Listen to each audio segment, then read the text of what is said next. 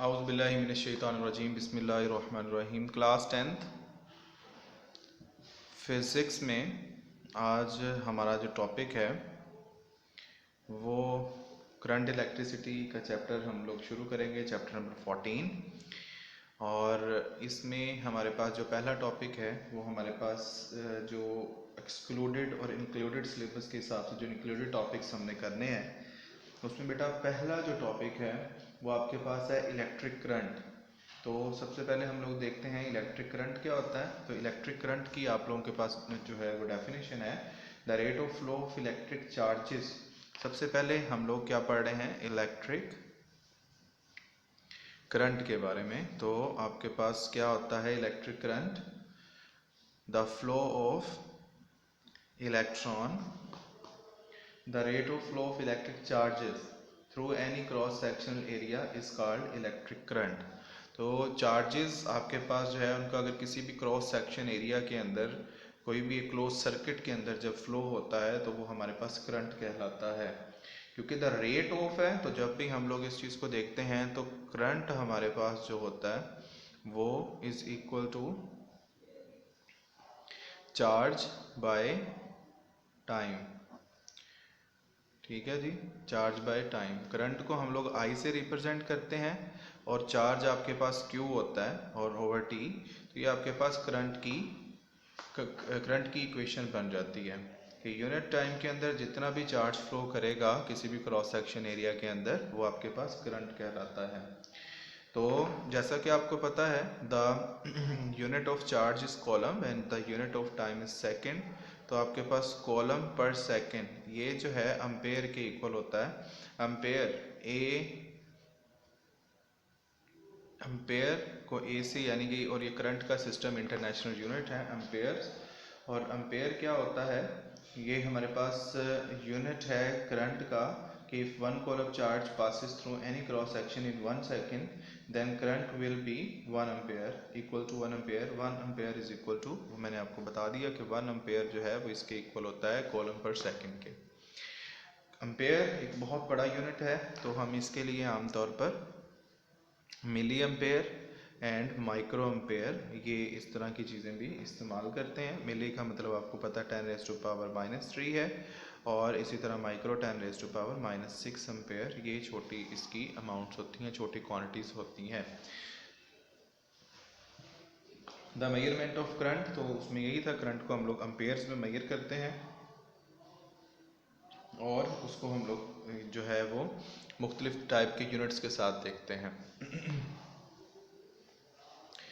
Next हमारे पास जो topic हमने इंक्लूडेड में करना है वो है हमारे पास पोटेंशियल डिफरेंस। तो पोटेंशियल डिफरेंस हम लोगों ने कैपेसिटर्स में भी पढ़ा था। पोटेंशियल डिफरेंस को एक दफ़ा दोबारा देख लेते हैं कि आखिर ये पोटेंशियल डिफरेंस होता क्या है, ताकि हमारे जहन में जो है वो क्लियर हो जाए। बेटा पोटेंशियल डिफरेंस जो है ये है वोल्टेज ही की तरह होता है, वोल्ट ही की तरह होता है, लेकिन पोटेंशियल हमारे पास हमेशा डिफरेंस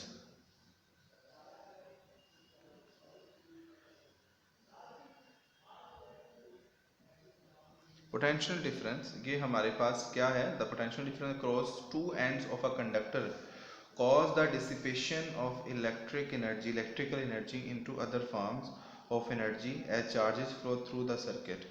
तो जो भी हमारे पास कंडक्टर है उसके दोनों एंड्स पर जो हमारे पास डिसिपेट होता है जो इलेक्ट्रिकल एनर्जी है इनटू अदर फॉर्म, किसी भी दूसरी फॉर्म में जब कन्वर्ट होती है तो ये हमारे पास पोटेंशियल डिफरेंस कहलाता है, form of energy as charge flow through the circuit. कि जब जैसे आपके पास दो टर्मिनल हैं, एक पॉजिटिव होता है एक नेगेटिव होता है बैटरी के अंदर, तो उसके ऊपर जो है वो इलेक्ट्रिकल एनर्जी किस में चेंज हो रही है, जो केमिकल एनर्जी है वो इलेक्ट्रिक एनर्जी में चेंज हो रही होती है दोनों के ऊपर। तो ये पास जो फर्क आता है ना इलेक्ट्रिक की कन्वर्जन का, हमारे पास पोटेंशियल कहलाता है। इसका जो सिस्टम इंटरनेशनल यूनिट है वो हमारे पास, इसको हम लोग V से हमेशा रिप्रेजेंट करेंगे और इसका जो सिस्टम इंटरनेशनल यूनिट है वो भी हमेशा वोल्ट ही होता है। पोटेंशियल डिफरेंस जहाँ भी आपको आमतौर पर हम इसको रिप्रेजेंट करेंगे V के साथ और इसका जो यूनिट है वो भी वोल्ट ही हम लोग यूज़ किया करेंगे। ये हमारा थर्ड टॉपिक था पोटेंशियल डिफरेंस का, जो कि यहाँ पर इंक्लूडेड टॉपिक है यहाँ पे। नेक्स्ट जो हमारा टॉपिक जो इंक्लूडेड टॉपिक है वो है इलेक्ट्रोमोटिव फोर्स या ईएमएफ। ये भी हमारे पास एक बहुत ही इंपॉर्टेंट टॉपिक है। ईएमएफ या फिर इलेक्ट्रोमोटिव फोर्स भी हम इसको कहते हैं। EMF electromotive force. तो ये क्या है कि जब आपके पास इलेक्ट्रॉन्स की मोशन की वजह से या चार्जेस की मोशन की वजह से जो एक दूसरे के ऊपर रिपल्शन या अट्रैक्शन की फोर्स लगती है, जिसकी वजह से वो चार्जेस मूव करते हैं, तो ये ईएमएफ कहलाती है। ठीक है, तो यहाँ पर हम इसकी प्रॉपरली डेफिनेशन देख लेते हैं।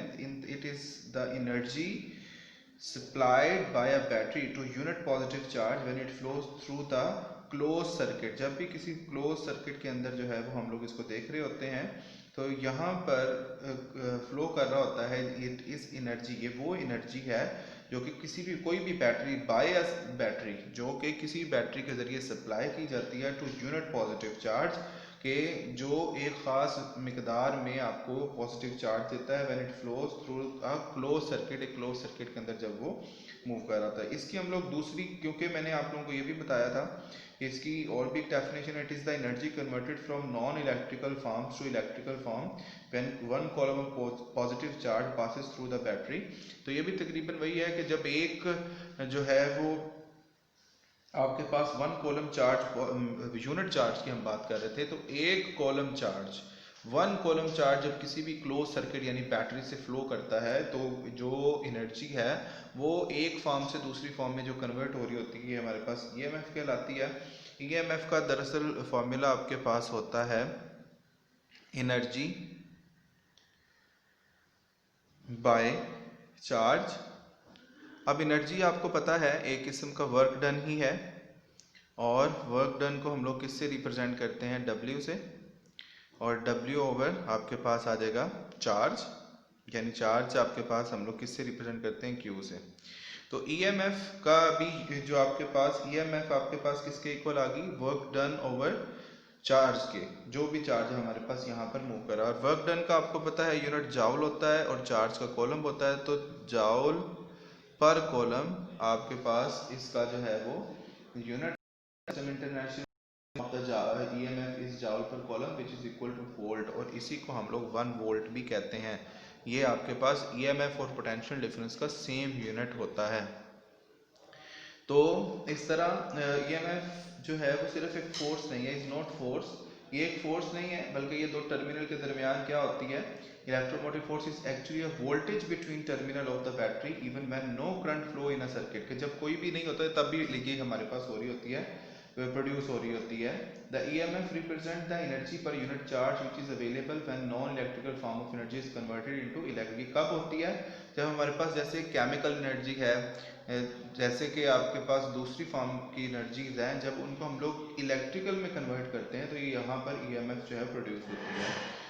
तो इसलिए उसने कहा कि ये आपके पास चार्ज जो है फोर्स नहीं है, ये हर टाइम जो है वो मौजूद रहती है। दूसरे नंबर पर इसके सोर्सेज क्या हैं, right some sources of the electromotive force यानी EMF। तो हमारे पास सबसे पहले जो है वो जितनी ऐसी चीज़ें जो नॉन इलेक्ट्रिकल डिवाइसेस हैं, जैसे केमिकल, थर्मल, मैकेनिकल वगैरह, तो ये हमारे पास ऐसे सोर्स हैं जिसमें हम लोग इन तमाम एनर्जीज को कन्वर्ट करते हैं इन इलेक्ट्रिकल एनर्जी। तो इसमें बैटरीज आ जाती हैं, थर्मोकपल्स, जनरेटर्स वगैरह, ये सारी चीज़ें आ जाती हैं। ये सब आपके पास EMF के सोर्सेज होते हैं।